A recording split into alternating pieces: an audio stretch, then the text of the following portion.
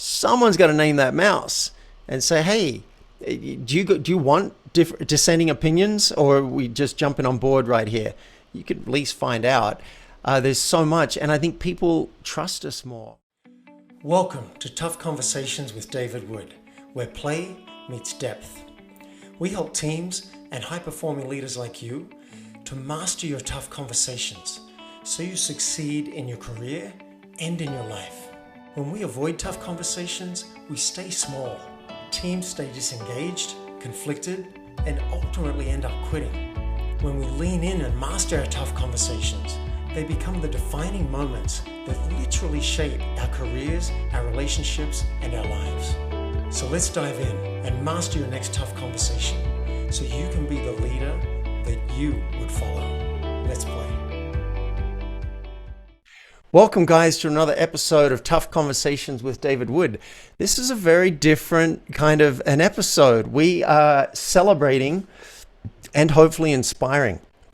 My aim for this episode is one, to celebrate the upcoming book, Name That Mouse, and the amazing people who've been backing our Kickstarter campaign, and also to inspire you to be more transparent. Perhaps today, perhaps there'll be something you're inspired to go and share out of this, listening to this episode. That'd be a real win for me. We'll talk about why you'd want to name a mouse and how it can make a big difference to your world.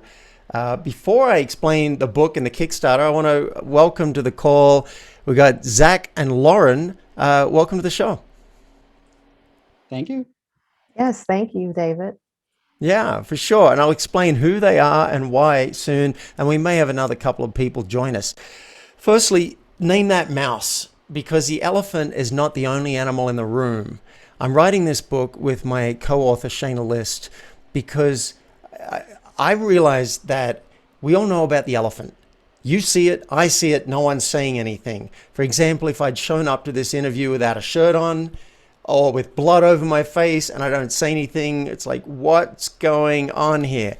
But many creatures in the room are much more subtle. That's why we call them mice. You might have a desire that you're not naming. You might have a toleration you're not naming. You might have an emotion. You might feel a little sad hearing someone. And I was trained not to speak about those things. I was trained not to even notice those things. And we want to change all of that. Now, before writing the full book, Shaina and I decided to do a little test. We thought, let's do a Kickstarter campaign to put this concept out to the world. We'll write the mini book, which is like 15 pages to share the concept, and then we'll see if the world wants this. Do people want to vote with their dollars? Do they want to vote with their reach on social media? Which I think Lauren's doing right now. She's on social media. And, does the world want this? And we thought if we get no response, we'll just leave it at that. We were happy to leave it as a 15-page PDF. But the more I got into it, I will admit, as the deadline was looming and we weren't sure if we were going to hit the target, the fundraising goal, I realized I want the book anyway. So even if we didn't hit the target, we probably would have written the book. But guess what? We did. We're funded in large part due to Zack and Lauren, who are on this call, and Tim and Don, who may be joining us at some point. So let's hear from you guys. I'd like to hear, and either one of you can jump in and go first. Well, firstly, where are you calling in from, and what's your occupation? So Zack, let's do you first. Okay, great. I'm in Muskoka region of Ontario right now. I'm from Toronto. I work primarily as a marketing consultant. I'm a creative director by trade. And have recently launched my own agency called The Department. In my other life, I exist as a musician, which is actually how I know Shaina. I play music. I do live composition through yoga classes and meditation sessions, playing a pedal steel guitar. And that's how I was introduced to Name That Mouse. It was ultimately through Shaina and her outreach surrounding the creation of the book. Okay. And why did you decide to back the book? And I want to name too, everyone who made it to this call, Mhm. didn't, the minimum contribution was $3. We're like, give us $3 and we'll give you the PDF. Everyone on this call donated significantly more than that, above and beyond anything that we were expecting. What had you decide to back the Kickstarter campaign, Zach? Um, First and foremost, it was a belief in Shaina. I know her personally. I've worked with her. She's worked as an incredible sort of right hand to me occasionally with my agency work over the last couple of years. When I read the synopsis of the book, it fascinated me. Um, Being a marketer and specifically being a creative director, and as well as being a songwriter and composer, I'm all about communication. Communication and clear communication is the most important tool in my kit. And I was fascinated by the topic, the idea of the mouse versus the elephant. And then actually going a little bit deeper with your work, David. That really fascinated me too. Just hearing you discuss the concept in the interview, ideas that right now, for example, I'm concerned that I'm coming off a little stiff and a little performancy because I'm on camera. And that I think is an immediate mouse that I'm struggling with. So I hope you'll accept that. Thank you. I love that you just named a mouse right here. You're feeling a little stiff. You're on camera, so there might be a little bit of performance kicking in. There you Totally go. get it. Thank you. And I'm curious, how is it for you to name that? How is it now that you've said that on the call? I'm glad I've acknowledged it. I hope I can present myself in a way that contrasts the showman guy that I tend to adopt as a character. Yeah, thank But you. but in any case, this is hopefully tolerable, and I'm not coming off as super slick camera guy or something like that. Yeah, I don't think there's a danger of that. Good. And I notice I feel closer to you and more connected hearing you name that mouse. I love transparency. When someone tells me what's actually going on with them, um, Mhm. it gets interesting to me. So hearing that, and I can relate to that. I'm performing for most of my life, and the game for me is, can I get more and more and more real and see For what sure. happens with that. Let's go to Lauren for a moment. This is like a talk show now. I like this. Lauren, where are you calling in from, and what's your occupation? Sure. Again, I'm Lauren, and I am calling in from Asheville, North Carolina. By day, I work for the federal government, and I've recently transferred into a role as a customer experience analyst. Um, and it's completely new in federal government here in the United States, and it's a nice mission to be a part of.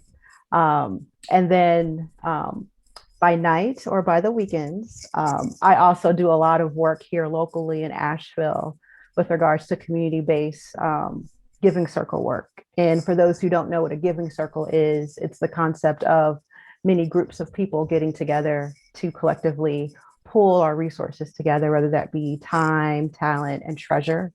And with the Given Circle here, it's called Co-Think, and we are really intentional about investing our resources in marginalized communities here. And I tend to work more on the time and talent aspect of that Giving Circle. And so I do quite a bit of work with capacity development, leadership development, and it's kind of a mantra of mine that effective leadership involves servant leadership. Yes, you can watch some TV, hon. And so I'll go ahead and name a mouse real quickly. Yes, If, please. if you haven't noticed, I'm in my home, and so I have a little son, and this is the afternoon time where he's used to me being fully present with him. And so you'll see him come in and out at times asking, can I have a snack? Can I watch TV? And so he's really observant not to do things like that. And so he gets permission.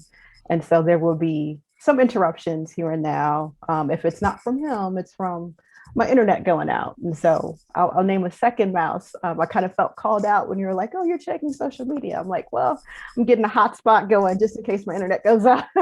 Right. And so, Yeah. um, So the first mouse is a 4 foot mouse yes, in the form of your son. And yeah, I did see him sneak into the background. That's a classic example of a mouse. So something happened in the background. We don't say anything. Did someone else see it? Did they not see it? Is that something I should name or not? And then the second thing, yeah, I just saw you on the phone, and what I was thinking was, oh, you're live here. If your video wasn't on, it wouldn't really matter if you're on your phone, but it looks like you're on your phone. So I did not so subtly call it out. And I want to name mouse for me as well. I've been a little distracted because I wanted to multitask and reach out to the two people who had said they were going to be on the call and haven't shown up yet. And part of me is tracking, are they not getting in? Do they not have the link? All of that stuff. So if you see me looking down, so far, that's what that's been about. mm, Yeah, thank you for naming those. Um, what better way to illustrate the mouse naming concept than to keep naming mice? So I invite us all to keep doing that for the duration of this episode. If something's there, if something's alive for you, let's name it. Lauren, why did you back the Kickstarter? A lot of people who backed the Kickstarter, I knew, or Shaina knew, or whatever, but I don't think either of us knew you. And what motivated you to put money towards the book? sure. I happened to listen to an interview that you did with Charlie Gilkey in his Productive Flourishing podcast. And I think the title of the interview was Name It, Claim It, Tame It. And it just so happened that I happened to listen to it during a week that I was off of work. And it had been a challenging month, to say the least, at work. And I was appreciating that time off and kind of using it as a time to reset, um, explore things going on emotionally. And it was just like a series of things that were happening that week.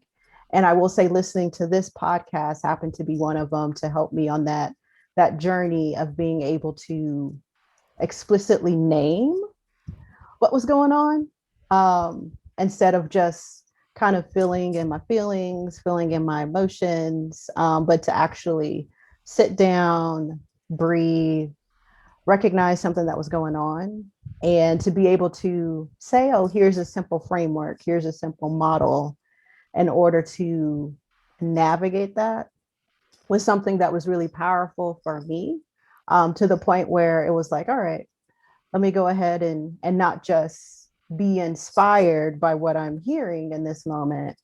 Let me go ahead and also express my appreciation, in the sense that I want to make sure that this effort goes on to fruition, and that, y'all aren't, what I've noticed a lot of times, even with Kickstarter campaigns, is that it ends up becoming kind of a transactional relationship where folks get obsessed with the rewards and, what I might get out of it if this project is, going to go forward. And I just felt the call to, just contribute, with no strings attached, just to show my appreciation and show how much I believed in the project, and about how, this simple concept of naming the mouse, of being explicit, rather that's in a group of folks or even, with one person, how powerful that can be in, getting to a point where you can be fully present and move through life, without having all this weight and pressure on you. Well, I love hearing that you contributed because you were already impacted. You weren't like, oh, this is a good idea, I want to see the book. You're like, this has already made a difference. Let me go and express my appreciation. And I want you to know, I've told you on email, but I'll tell you again, you had a big impact on us, because with a week left to go, we weren't sure if we were going to get funded, and you single-handedly took us over the line by yes, the clap, by contributing more than we'd even put as a possibility on the form, and we didn't even have a reward for that level. You contributed to that above that, and then said, I don't even want any rewards, which meant a lot to us. We didn't need everybody to contribute in the amount of $300 and have, like 500 people do that. We realized, hey, one person believes enough in this to donate that much, we'll take that. That's that. So it meant something to me personally. It's like, all right, I know I love this concept, but other people do. We're going to do it. So now we realized as we saw that it was funded, it was like, firstly, woohoo. And secondly, oh, wow, we're actually committed to this now. This is something. So Shaina and I have got a schedule now. Every week we get on a Zoom call and we ask each other questions for the next chapter of the book. And I love it. I absolutely love it. We're already thinking about name that book for kids. Sorry, name that mouse for kids. Would love to get that into the education system. Name that mouse for couples. Name that mouse for teams and leaders. So there's a lot of good stuff we can do, but we'll start with the full book. That's fantastic. Mm-hmm. I will say that just in reading the intro PDF that you shared with us, and in listening to you in conversation on a couple of other podcasts, one of the most valuable pieces that I've pulled out of this personally have simply been conversational devices, segues for introducing that idea of a mouse, something that's front of mind, top of mind, and present, that often we'll just let go. Often we'll just let it simmer and potentially turn into something unintended and negative. And arming people with the simple devices, the communicative parts of speech, if you will, especially for kids, I think is a great idea. Thank you. Hearing you speak, I just broke things down even more simply in my head. Mm-hmm. We've got the why name a mouse. We've got the what is your actual mouse? And then we've got the how, which is what you're speaking to. And for listeners, I'll tell you, the why is when we're more transparent, people tend to be drawn to us. Generally, sometimes some people will be repelled, and I say those are the people who are supposed to keep their distance. Other people will be more drawn and like, oh, wow, yeah, I want to know the real you. So one of the subtitles is your pathway to connection, confidence, and leadership. Because being more transparent does lead to more trust and connection. It leads to more confidence, because the more we hide, even subconsciously, the more we have to wonder if something's going to bite us on the butt. But the more we can share the inner workings of what's going on and then ideally have it well received, that's a pathway to self-love and confidence. And then the third piece is influence and leadership. If you want other people to get on board with things, if you want to make a sale, if you want to get the people working for you to be motivated and to be having a great time at work, you want leadership skills, and naming mice is a great pathway to that. So that's the why. The second part is the what. How do we find our mice? Because as you may have noticed, they're often scurrying around in the background. You may not even know until after the interaction's done. You'll be like, something felt off. And you might have to go back and talk with a friend about it and realize what was going on before you could even have a chance of naming it. And then, as you said, Zack, there are some artful ways. There's a few little nuggets in the trailer or the mini PDF on how to artfully bring that up with someone else so you don't create a train wreck. Now, I'd love if you guys, I wonder if you have any examples. I'd love to hear an example from each of you. If you have one where you named a mouse, it could be a big one, it could be a huge mouse, or it could be a tiny little thing that was difficult for you and yet had a good result. Does anyone have an example? Sure. All right, that was a little squeak.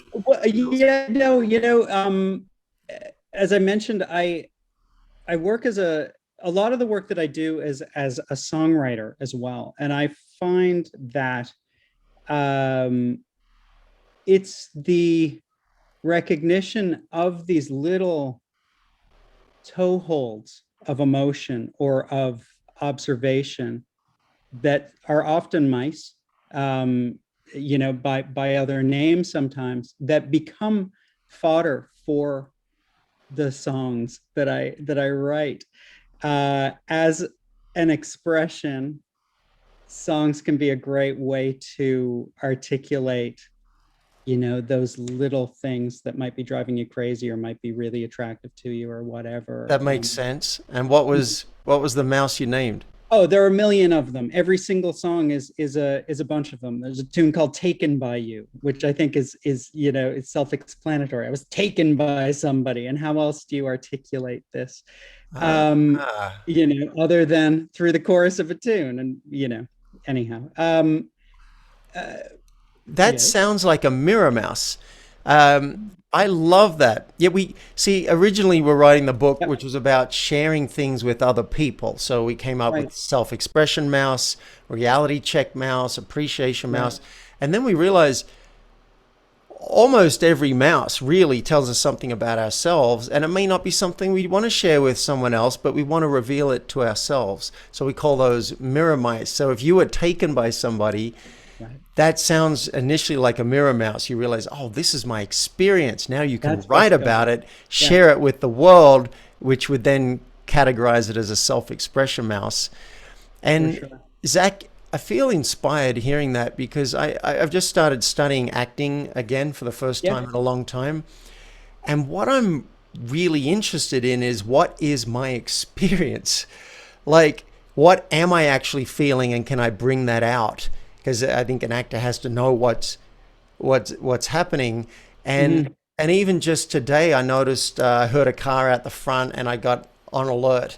I was like, "Oh, my roommate's coming home," and I was like, "What? What's happening? What's happening inside?" I was looking for my mirror mouse. What right, is going on? And I think what I realized is I want to be lost in my own world. I don't always want to be with reality. Sometimes I don't. I just want to be lost in my own thoughts and my own world. If someone comes to the door, I'm like, oh, God, I got to go and deal with something. I might have to do something. It might bring me back to reality. So that was a mirror mouse I got just from getting curious about what is right. going on. Yeah, and I think that living with that level of presence and awareness around these mice, again, I relate it back to work as a writer.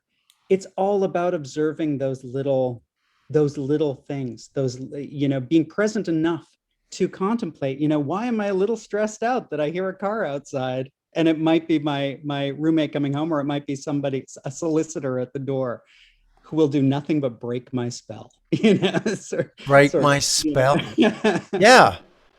Yeah, I totally or get it.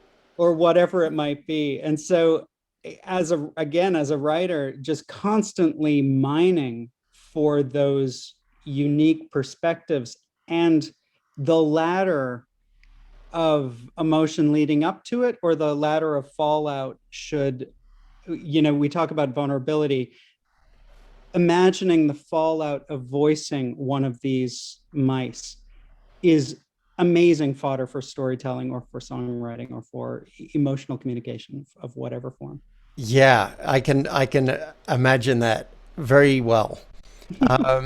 Lauren, I'd love to hear either another story, or I'd like to hear more about the one you started with when you said when you were listening to the podcast you named something. Um, Yeah, so I probably won't talk about that one because I'm still processing that one.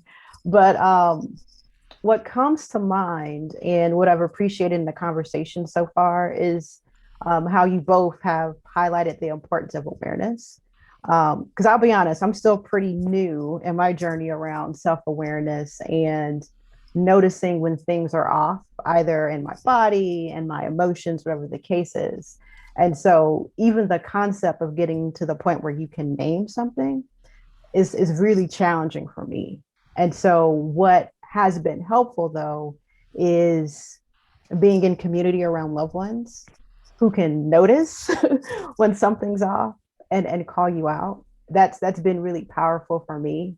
As well as I'm not sure if you see, I wear a hand brace. What I've noticed recently is I'm developing carpal tunnel, but it's not for the traditional reasons why you would get it, typing on a computer. Um, when I get stressed, I literally sit in a thinking position, and it twists my wrists to the point where I now have to wear a brace. And so me now noticing, even when I have a carpal tunnel flare up in my left hand, lets me know, like, oh, something's wrong. Let me take a moment. Let me back up, see what's going on, what's causing these feelings, what's causing me to apply this pressure physically on my arm, has been a helpful tool in being able to name what's going on. Um, and so to kind of bridge from that, one big mouse that I will share, and I will say I think it's connected with this story that I mentioned before, and it's probably an overarching theme throughout my life. Um, I've been coming to terms with the idea that I'm a natural giver, and I tend to give sometimes without restraints. And so I'm trying to be more cognitive of boundaries. And one name or one mouse that's risen is this concept of um, I don't have to fix everything. Being intentional about knowing when it's appropriate to step in, when it's not appropriate to step in, and being aware of when I might be leaning into some more self-sacrificing tendencies that are not helpful for me, as well as not helpful for those who I love. And so that's a difficult one. And it's one that requires analysis depending on the context that I'm having to navigate through. But it's something that I probably would have not had that awareness around had I not been interacting with loved ones who see the change going on in me, as well as if I didn't have this carpal tunnel flare up that happened recently within the past couple of months. Yeah.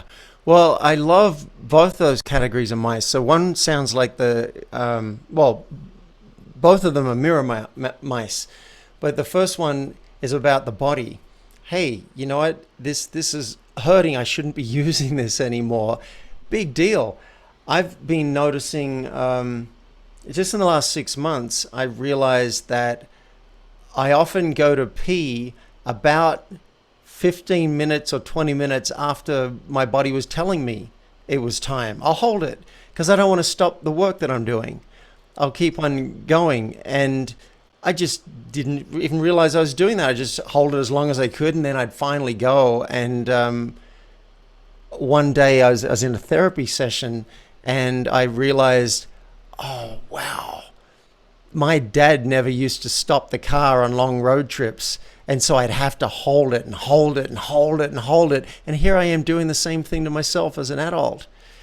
So once we start checking for things like that, there can be maybe I'm sitting and my back's being sore for 20 minutes.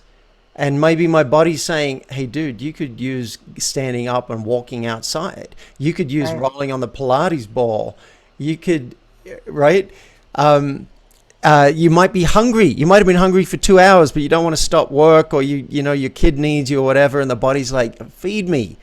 So these are some wonderful mirror mice that I'm trying to notice more and more. And then the other thing that I got from you was, it sounded like you've realized you have a habit of trying to fix things. So you're a fixer, and the mouse might be, oh, hey, I'm trying to fix this. That's a mouse right there. I'm trying to fix this. And then who knows what goes from there. Maybe it's like, hey, I notice I'm trying to fix this. Do you want me to fix this? Or do you want me to just listen? Who knows? Or you might be like, I notice I'm trying to fix this. Is this really my business? Is this my pig, my farm? Is this my circus, Right. my monkey? Maybe not. And then who knows what'll happen after that. But I totally agree with you. It's starting with awareness. And as you were speaking, when you mentioned awareness, I thought, oh yeah, that personal growth course I'm trying to decide if I should do this weekend, that would help with that. So I just wrote down on a piece of paper, Alethea sign up. go and sign up for the damn course, because I'll learn more. I'll learn more about what's happening, and that's currency. Mm-hmm. Yeah. Before, this is awesome. This is mostly what I wanted to get out, is a bunch of stories so that other people might go, oh yeah, I wonder what mice I've got to name. Before I ask you where people can connect with you and how, are there any questions you have? And they don't have to be. I'm just wondering if you had a situation where you might want to name a mouse and you're not quite sure how to do it artfully. Here's a chance for some free coaching. And if nothing comes to mind, that's totally fine. We can just move on to showing people how to connect with you. Sure, I have a question. Okay. And so this is an example of a mouse I guess I've been aware of for 30 years. It's become part of a relationship with a very good friend of mine, whereby I know that, I've got a very good friend. I would consider him a best friend, certainly my oldest friend. But I know that we are extremely awkward around each other when it comes to expressing emotion, when it comes to being close, even physically. Even, nobody's hugging these days because of COVID, but I hug all my friends except my best one, and I've never discussed it with him. And I remember once or twice, we gave each other a hug goodbye, like in our teens, and that was it. And ever since then, anyway, that is an example of that mouse. That's a hefty mouse now after 30 years of Right. It's grown in size. of care and, Yeah. and Great. proper feeding. Great. So firstly, what's the upside? What do you see as the potential upside of naming this mouse? What might be possible? Okay, so and I guess this then unlocks a series of mice. I think that this would mark an opportunity to, just be more open with each other in many different ways, to be more emotionally accessible to each other in a lot of ways. We've been business partners. We've been just buddies forever. And so I feel like, just opening the floor for this discussion, and maybe the hug issue is just, it's a symptom of a bigger issue. Without question, it's a symptom of a bigger issue. And so the upside would be an emotional opening for communication, for deeper connection with somebody I care an awful lot about. Great. It sounds like a very clear upside, deeper connection, deeper relating. Even if you don't change your behavior, at least you guys can relate around this. There's something you may have in common. Like, yeah, I'm a little bit awkward, and yeah, I'm a little bit awkward about that. That can bring you closer together, even if nothing changes in the behavior. And how might you bring it up? Well, that's the thing. I would imagine it would come up, with humor. Over, isn't it weird, that that A, B, or C. I do find that now that we are a little older, we have children, we have a lot more sort of soft stuff to connect over, the health of our families, this sort of thing, which is, that's pretty heavy stuff. So it's not like we are close to each other and, we only drink beer and tell dirty jokes. We have a warm, caring relationship that is quite mature. But I feel like on a couple of occasions we've lit up, where there's been a little negative fallout, where he hasn't expressed something that had been upsetting him for quite a while. And I've certainly been guilty of that as well, and then we'll have these down periods of basically like recovery. Well, can I jump in for a second? I'm loving the topic, and I'm thinking I want listeners to get a sense of, like, with such a potentially awkward thing, I want them to get a sense of how might it look to bring it up. And you don't seem like you need help with this. You sound like now you know what the issue is. You've got a way to do it. I'm going to make up some words. We're going to see what comes into my head. It'll be something like,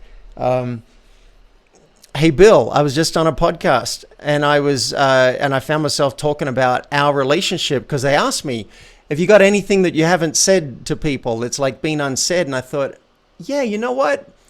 With my relationship with one of my best friends, we don't seem to hug. We're a little awkward around emotion and physicality. And I hug all my other friends, and I thought that was kind of weird.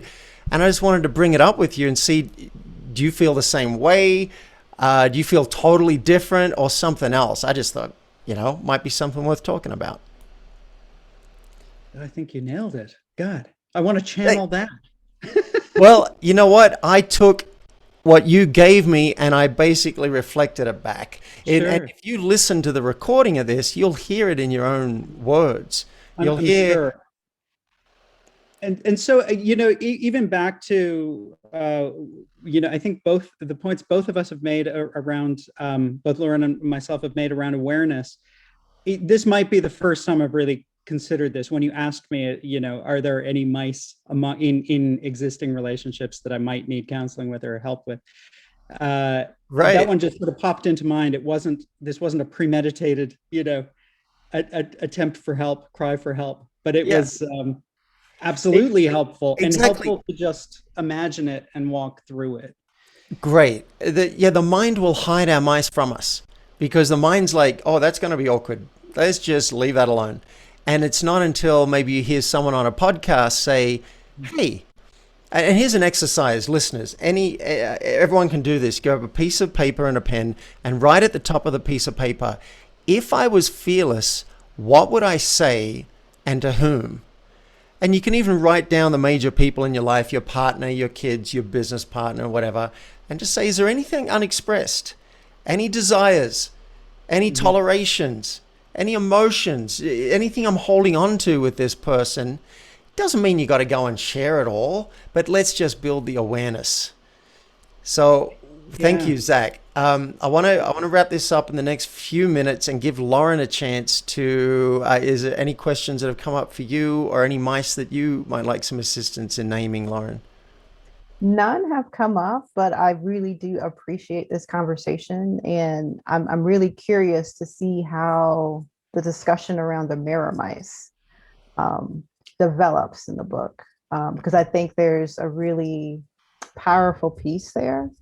Because I've heard this before and I don't know where I've heard it from, but when it comes to personal development and personal growth, you can only advance as quickly as you heal, as quickly as you realize, what's holding you back and get to a place where you kind of accept it and you work with it and you invite that healing to happen. And so I'm really curious to see how that mirror mice concept develops. Yeah, I love that. Thank you. And also I want to make the point, I think this is a pathway to personal growth, to self-love, to confidence. It's also so useful in the business world. It's so, you might be in a meeting and no one's saying, like maybe someone's talking about a strategy and you got 5 people in the meeting thinking, I'm not sure if this is the right strategy. Someone's got to name that mouse and say, hey, do you want dissenting opinions or are we just jumping on board right here? You could at least find out.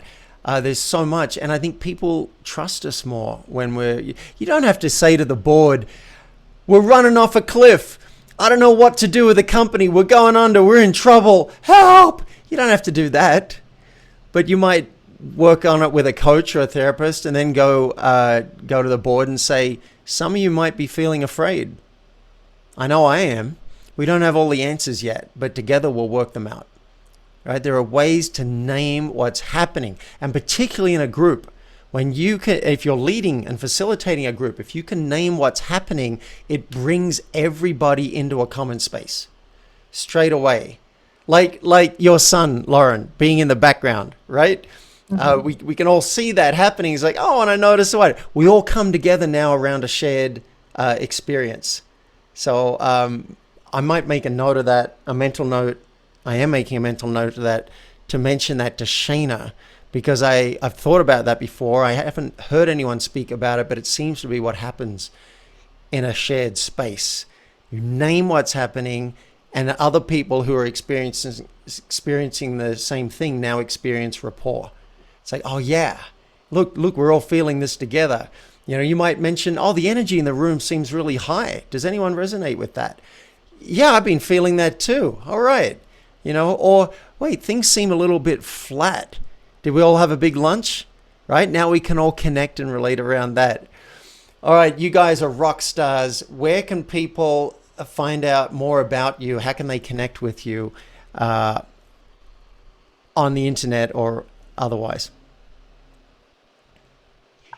I am available through zerotosong.com. That is my online songwriting course. It's a 30-day songwriting challenge where people pump out 10 songs over the course of 30 days under my tutelage.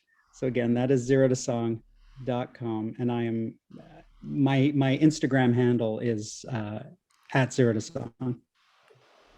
Fantastic. So Zero to Song, that's ZEROTOSONG.com. Yes. Go and Yeah. check out Zack.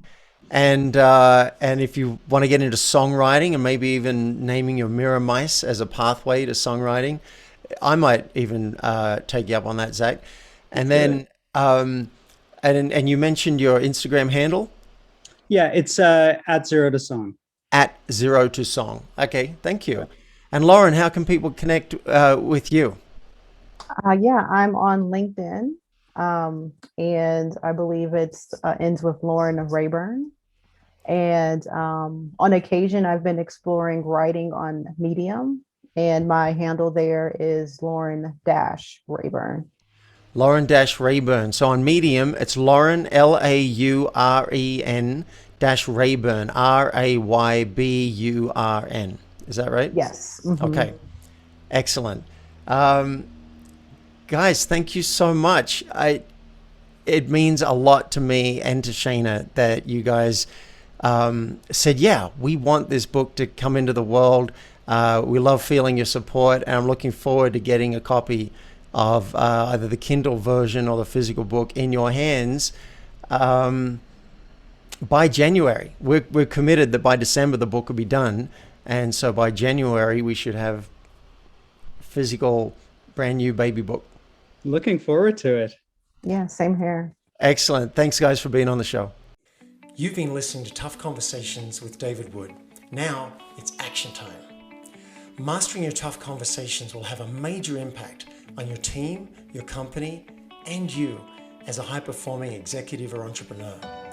If you're ready, request a discovery session with me at playforreal.life so we can transform your team, your company, and you. And if you've enjoyed this episode, I would love you to help me spread this message of tough conversations in a very simple way. Just leave a public review at playforreal.life/podcast. And you may hear me read it out loud and thank you live on a future podcast. Now, let's play.